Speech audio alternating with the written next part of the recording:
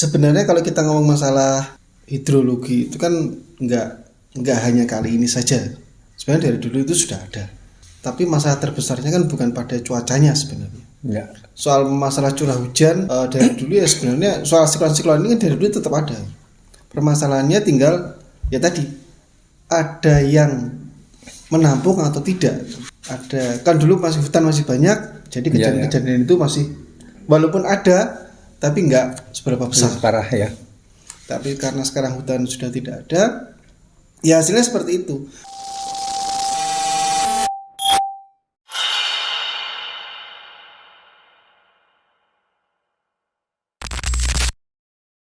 Assalamualaikum warahmatullahi wabarakatuh. Waalaikumsalam warahmatullahi wabarakatuh. Selamat malam pemirsa, netizen dan netiza Babat.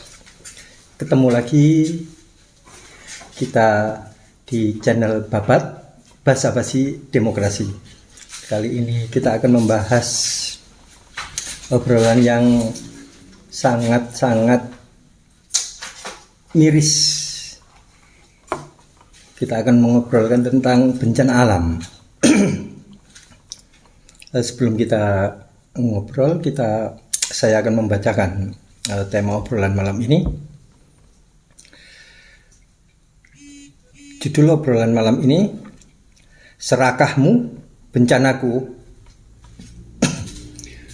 Per Senin 1 Desember sore, jumlah korban meninggal dunia mencapai 604 orang. 464 orang hilang dan 570.000 orang mengungsi menurut laporan Badan Nasional Penanggulangan Bencana atau BNPB. Salah satu pemicu banjir yakni hujan ekstrim yang terus-menerus terjadi sejak 23 hingga 25 November 2025. Hujan ini dipengaruhi oleh siklon Langkah, siklon Senyar yang terjadi di sekitar Selat Malaka menurut peneliti dari Pusat Riset Iklim dan Atmosfer BRIN Emma Yulihastin kepada BBC News Indonesia. Selain pengaruh iklim, menurut Wahana Lingkungan Hidup atau WALHI, bencana ini diperparah dengan berkurangnya tutupan hutan yang dialihfungsikan menjadi kebun industri ekstraktif seperti sawit dan serat kayu. Data dari Nusantara Atlas menunjukkan deforestasi terjadi di 3 provinsi tersebut. Pada 2024, jumlah kebun kelapa sawit yakni 1,5 juta hektar atau 57 kali luas kota Medan, sementara kebun serat kayu yakni seluas 5 kali kota Medan atau 150.000 hektar. Selama 2 dekade, angka ini meningkat 1,4 kali lipat untuk kelapa sawit dan hampir 2 kali lipat untuk hutan serat kayu. Lebih jauh, deforestasi akibat pembukaan lahan menjadi tambang juga dituding memperparah banjir yang terjadi di 3 provinsi tersebut. Menurut data Kementerian Energi dan Sumber Daya Mineral (ESDM), terdapat 100.000 tambang mineral dan batu bara yang dimiliki oleh 54 perusahaan di Aceh. Sebanyak 142.000 hektar izin usaha tambang dipegang oleh 164 perusahaan, koperasi, dan perseorangan di Sumatera Utara. Sementara itu, di Sumatera Barat tercatat 18.163 hektar tambang yang dimiliki lebih dari 200 perusahaan, koperasi, dan lainnya. Pertanyaannya, benarkah rangkaian bencana ini disebabkan oleh sekedar fenomena alam atau akibat salah arah kebijakan pemerintah atau ada penyebab yang jauh lebih mendasar? kita akan ngobrol dengan teman ngobrol Bapak Aminuddin Syuhada. Selamat malam Pak Amin. Ya, dan malam. Bapak Arifud. Kita akan ngobrol tentang bencana ini.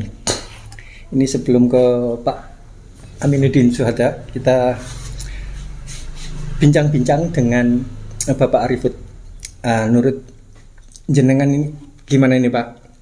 Bencana-bencana ini banyak yang berstatement karena iklim, karena curah hujan dan siklon dan banyak lagi. Menurut jenengan ini apakah hanya sebatas itu bencana ini terjadi? Kalau kita lihat di TV-TV itu kayu gelondongan seolah-olah itu saling berebut siapa yang lebih dulu mampu menghancurkan yang menghadang di depannya gitu. Berlomba-lomba jumpalitan gitu ya. Kemudian rumah-rumah yang hancur, terus jembatan dan sebagainya. Apakah sekali lagi apakah hanya disebabkan oleh curah hujan dan siklon tadi? Gimana menurut jenengan Pak? Sebelum saya menjawab, saya mengucapkan turut berduka cita untuk saudara-saudara kita mungkin di Aceh ya, dan juga di Sumatera yang mungkin meninggal cukup banyak ya, dan juga untuk yang terluka parah ya. Semoga keluarga yang ada di sana diberi kekuatan. Kalau untuk komentar ya tentang masalah kerusakan hutan, atau mungkin kita bahas dulu masalah tadi siklon ya. Iya. Sebenarnya kalau kita ngomong masalah hidrologi itu kan nggak hanya kali ini saja. Sebenarnya dari dulu itu sudah ada. Tapi masalah terbesarnya kan bukan pada cuacanya sebenarnya. Ya. Soal masalah curah hujan dari dulu ya sebenarnya soal siklon-siklon ini kan dari dulu tetap ada. Permasalahannya tinggal ya tadi ada yang menampung atau tidak. Ada kan dulu hutan masih banyak, jadi kejadian-kejadian itu masih walaupun ada tapi nggak seberapa besar. Parah ya. Tapi karena sekarang hutan sudah tidak ada, ya hasilnya seperti itu. Mungkin yang contoh ya karena kita berada di Blitar ya. Contoh dulu kan pernah ada kejadian di Blitar itu pada tahun saya itu waktu SMA kalau nggak salah ya. Itu kan seperti di daerah Ludoyo. Itu juga terjadi banjir bandang. Padahal kalau dipikir-pikir daerah itu apa mungkin sih banjir bandang ini. Ya. Tapi kenyataannya dulu sempat banjir bandang, akhirnya juga jembatan-jembatan baik tertutup oleh kayu dan sebagainya. Dan kalau melihat hutan-hutan di daerah sana memang seharusnya itu dulunya kan memang ini ya, saya nggak tahu aslinya itu hutan apa, tapi yang saya tahu memang di daerah itu memang hutannya hutan industri, maksudnya hutannya dipakai untuk kayu jati, jadi pasti ditebang dan sebagainya, dan lebih banyak gundul ya ketimbang rimbunnya. Makanya kalau ada kejadian banjir waktu di Ludoyo yang seperti itu ya sangat-sangat mungkin sekali ketika curah hujannya tinggi gitu. Yeah. Nah apalagi kayak kejadian di Sumatera sama Aceh dengan kejadian adanya siklus baru yaitu dengan curah hujan yang cukup tinggi, terus hutan-hutannya juga nggak ada. Karena hutan itu gini ya, hutan itu sebenarnya kita tidak bisa melihat hanya satu pohon. Ada beberapa pohon yang memang itu bisa menampung air. Jadi makanya dan itu tidak harus ditebang ya. Tidak harus tebang gitu. Kayak contoh ya, mungkin yang seringkali terlupakan atau bahkan yang seringkali dipakai oleh penggemar anggrek, pakis. Pakis itu kan sebenarnya akarnya digunakan untuk menampung air. Dia bisa menumpang air dengan baik. Nah, setelah diganti dengan tadi kan ada dua ya, ada tanaman serat kayu untuk serat kayu, satunya lagi untuk sawit. Kalau serat kayu kan biasanya dipakai tanaman apa itu namanya, akasia. Paling banyak akasia sebenarnya. Karena nanti digunakan untuk ini kertas dan juga untuk mungkin yang ini ya sering main mebelnya mebel yang baru-baru, model yang baru-baru, bukan yang ini ya, bukan kayu kayak ini kayunya kan kayu utuh biasa. Kalau sekarang kan modern itu kan pakai kayu yang bubuk kayu dicetak jadi MDF. Nah itu butuh kayu yang cukup banyak memang, karena kebutuhan kayu baik di dalam negeri maupun di luar negeri itu kebutuhannya masih banyak, apalagi di luar negeri kebutuhan akan kayu kan untuk ya banyak ya, untuk mebel, untuk alat musik, untuk banyak lah gitu. Makanya larinya kebanyakan kayu di Indonesia kan memang keluar ketimbang ke dalam. Kalau ke dalam paling pol ya kalau mebel ya seperti itu, terus kertas, terus juga MDF, paling hanya itu. Tapi kalau untuk ini bencananya ya sekali lagi ini pasti ada hubungannya dengan masalah penggundulan hutan yang cukup luas gitu. Masif ya. Masif. Jadi ketika melihat di televisi ya, sekali lagi gelondongan-gelondongan kayu yang jumpalitan seperti sistemnya seolah-olah menunjukkan bahwa sistem ini benar-benar jumpalitan ya. Nah, apakah ketika mereka itu menebang tidak diambil yang gelondongan-gelondongan itu, sehingga mungkin ya penebangnya iki elek atau enggak tahu atau terburu-buru selak konangan atau piye, sehingga ini kan menguak masyarakat bahwa ada kejadian yang selama ini tuh ditutupi di hulu sana gitu loh. Nah ini kayu-kayu itu bukan kayu sisa gitu loh. Itu kalau di di sosial media di siapa itu yang ada akun yang menganalisa secara matematis itu, kayu gelondongan ini kalau baru itu kemungkinan tenggelam. Ya, bukan layang dan sebagainya lah, itu dihitung karena ini bla bla bla bla. Nah, berarti kayu-kayu tersebut itu kan diketoki atau ditebang mungkin sudah lama. Bisa jadi seperti itu. Iki urung rampung terus liane. Wah, kayak ketok isi api. Nah, ini sehingga ini belum sempat diambil. Nah, menurut jenengan apakah gelondongan-gelondongan itu hasil dari penebangan yang tidak diambil atau memang gelondongan-gelondongan itu masih ditumpuk? Karena kalau kayu itu kan menunggu kering dan sebagainya ya untuk bisa dimaksimalkan, apalagi kalau jenis jati. Memang kalau kayu kayu yang siap jual itu sebenarnya kayu yang punya kekeringan tertentu ya, jadi kadarnya ada standarnya sebenarnya. Makanya kalau dibawa keluar, kalau yang basah itu pasti nggak laku. Karena pertama masalah berat, terus yang kedua nanti kalau kayu basah itu ketika dipotong, kalau di Indonesia kan paling langsung dibuat mebel dan sebagainya ya kemungkinan. Tapi kalau di luar negeri, apalagi yang dia pakainya solid wood ya, itu harus di oven. Kalau kayu di oven dalam keadaan basah, itu pasti pecah. Makanya pasti nunggu kering dulu. Jadi ada kadar airnya.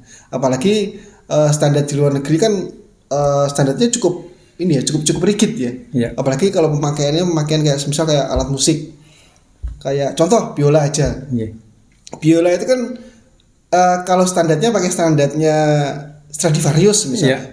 Itu kan dia punya kadar air untuk kayunya kan kayu. Kalau mungkin orang sini ngomongnya jenisnya pinus ya, pinus atau mungkin cemara jenisnya itu. Tapi yang kayu yang dipakai itu sudah kayu yang sekian ratus tahun atau mungkin kayu yang sudah mati sendiri. Jadi bukan mati karena dipotong, mati sendiri, sudah kering, itu baru bisa dibikin alat musik itu. Gitu loh. Kalau standarnya pakai standar Stradivarius ya, kalau standar yang lain ya pasti nanti punya standar sendiri-sendiri. Itu kalau di luar negeri. Ya kalau untuk kayu-kayu ya memang seperti itu Pak. Jadi memang butuh kekeringan tertentu untuk bisa dijual, apalagi di luar negeri karena bobotnya juga.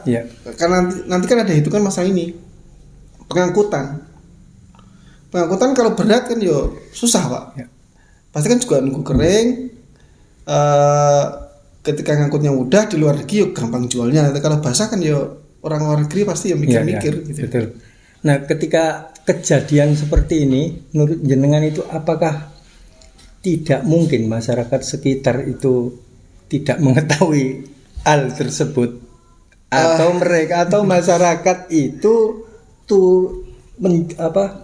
berkontribusi atas penebangan itu?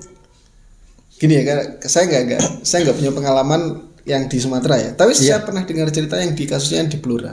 Iya ya. Blora itu ada seorang, saya juga sempat kerja di Blora sebentar.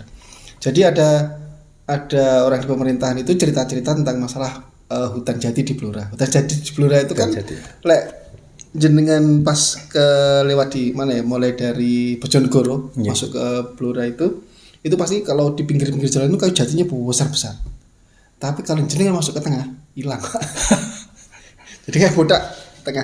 Terjadi seperti itu waktu zamannya Gus Dur. Itu kan anggapnya hutan itu dianggap sebagai hak milik umum, jadi semua boleh nebang. Oke, kayak kayak samin itu ya. Iya. Nah, gara-gara itu sampai hari ini di daerah Blora itu banyak Pak yang illegal logging ya. Iya. Nebang. Itu yang namanya polisi hutan gak berani Pak. Alasannya apa? Aku lek sampai ngendek sing apa jenis? Sing penebang mati ya Mas. Makanya dibiarkan gitu. Nah, pembiaran itu berarti oknum itu untuk enggak, memang dibiarkan. Memang dibiarkan. Tapi nanti biasanya ketangkep ketika pas ini. Ketika pas keluar itu nanti kan kalau jati itu kan biasanya kan semisal dinaikkan ke kendaraan kan pasti konangan gitu. Biasanya di situ. Yeah. Kalau di Blora kan orang-orangnya sudah cukup, apalagi untuk jati ya. Mereka cukup hati-hati. Jadi nggak berani orang-orang Blora itu memakai jati yang masih ini ya, belum resmi. Karena di Indonesia kan yang saya ketahui hanya jati yang punya surat untuk ini ya, untuk penebangan. Ya, kemungkinan kejadian seperti itu berlaku di tempat-tempat lain juga ketika oknum atau aparat atau yang berwenang itu melihat, jadi tidak berani menindak. Sangat mungkin sekali. Ya, ini teringat lagu Kus Plus seperti yang tadi dibilang itu. Jadi dulu itu Kus Plus bilang tongkat, kayu, batu jadi tanaman. Nah, sekarang tongkat, kayu, batu jadi ancaman. Nah, sekarang nyata memang jadi ancaman. Nah, berarti kalau yang jenengan ceritakan itu si oknum itu berarti itu kan masuk kategori anggota masyarakat. Berarti dia juga mendiamkan. Iya. Itu baru satu orang. Baru satu orang. Dan orang lain juga berlaku sama seperti itu. Bisa jadi seperti itu. Nah, ini menurut jenengan sebelum ke Pak Amin nanti, apakah ada faktor lain yang menyebabkan bencana itu? Kalau masalah hidrologi jelas kita nggak bisa ngapain ya. Yeah. Karena memang curah hujan bisa ditentukan ya ketika ada kasusnya semisal kayak ada siklon-siklon tertentu. Yeah. Nah, itu sebenarnya bisa ditentukan. Jadi kemungkinan nanti akan ada hujan sekian. Tapi memang bisa diprediksi Pak sebenarnya. Ketika curah hujannya sekian, nanti ada banjir atau tidak, itu sebenarnya masih bisa diprediksi sebenarnya. Yeah. Dengan semisal lahan yang seperti itu nanti akan ada banjir atau tidak. Nah, kita punya teknologi kok. Betul. Kita apalagi sekarang sudah ada AI dan sebagainya. Prediksi seperti itu pasti sudah sangat gampang sekali sih. Ini kan bukan sesuatu yang kayak gempa bumi yang susah diprediksi ya. Itu kan airnya ada, lahannya seperti itu.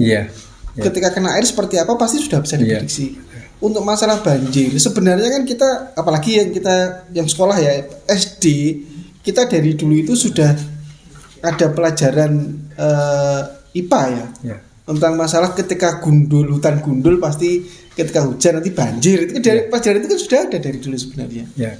Nah hari ini ketika terjadi seperti itu, kalau kita hanya menyalahkan menyalahkan hujan, Iya. mosok udan tok sampai koyo ngono kan juga gak mungkin gitu loh. Ya, ya. Apalagi juga sudah ditemukan toh ternyata awalnya dari Kemenhub alasannya itu kayu yang lapuk Ya, ya, dan ya. sebagainya. Tapi ternyata ada banyak kayu yang masuk ke rumah-rumah itu kayaknya benar-benar hasil potongan. Rapi gitu loh. Ini jadi masalah ini. Ya itu dulu teringat pelajaran SD ketika reboisasi, terus ada syarat-syarat penebangan pohon. Seharusnya sebelum pohon itu ditebang, maka harus ditanami pohon yang baru, dan itu usianya hampir setara dengan pohon yang akan ditebang. Nah, namun faktanya itu kan hanya teori.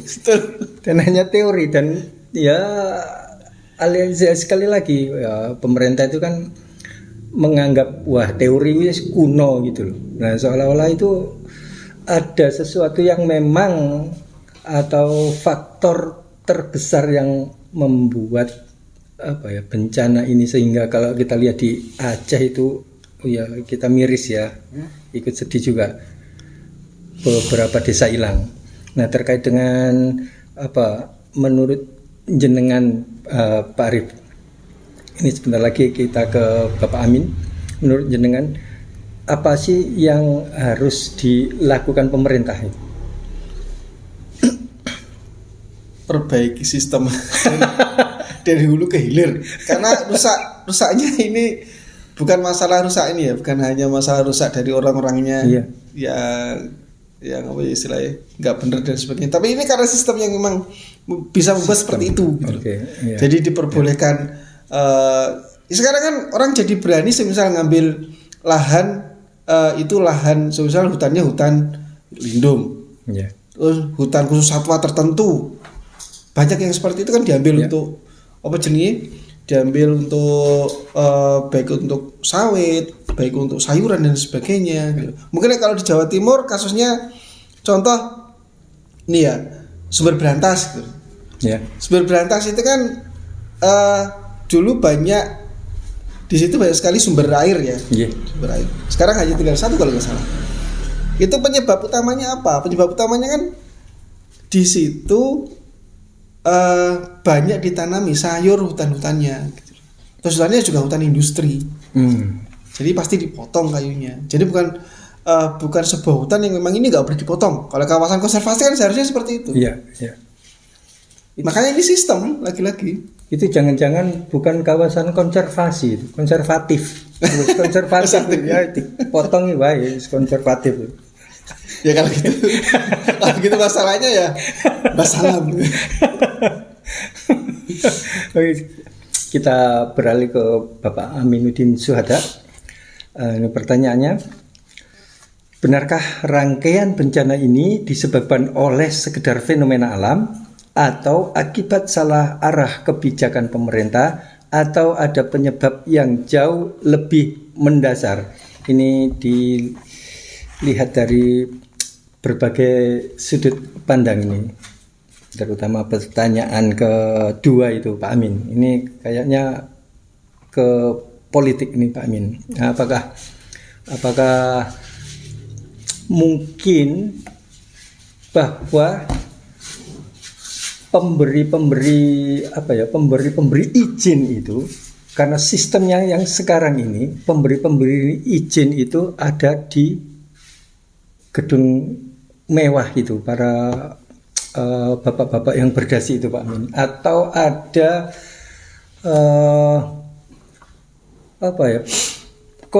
perusahaan-perusahaan swasta yang memang itu berebut untuk melakukan pembalakan karena mendapat izin, sehingga mereka muncul aji mumpung. Amin.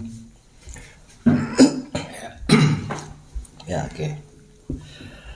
Kita sampaikan duka mendalam ya, khususnya bagi yang benar-benar korban. Karena dalam kasus ini banyak yang sebenarnya pelaku bukan korban ya. Jadi korban itu ya masyarakat yang memang hidup dengan normal, tidak pernah menikmati hasil deforestasi atau pembalakan hutan liar, juga tidak hanya diam ketika melihat perusakan alam yang terjadi di lingkungannya,